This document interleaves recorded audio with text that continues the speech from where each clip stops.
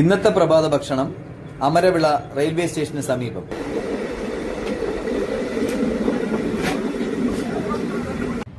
തിരുവനന്തപുരത്ത് നിന്നും നാഗർകോവിൽ ഭാഗത്തേക്ക് ട്രെയിനിൽ യാത്ര ചെയ്യുമ്പോൾ അമരവിള റെയിൽവേ സ്റ്റേഷന്റെ വലതു ഭാഗത്തായി കാണുന്ന ചെറിയൊരു ഹോട്ടൽ.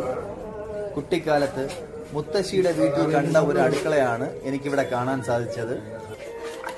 ഒരച്ഛനും ഒരമ്മയും ചേർന്ന് നടത്തുന്ന പ്രഭാത ഭക്ഷണം മാത്രം കിട്ടുന്ന ചെറിയൊരു കട.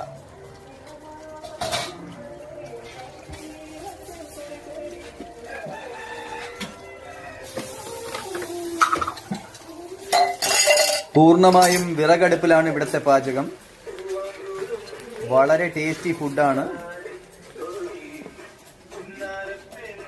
അപ്പവും ചൂട് ദോശയും രസവടയും ഓംലെറ്റും പപ്പടവും ചമ്മന്തിയും എരിവുള്ളൊരു മസാലക്കറിയുമാണ് ഇവിടുത്തെ വിഭവങ്ങൾ.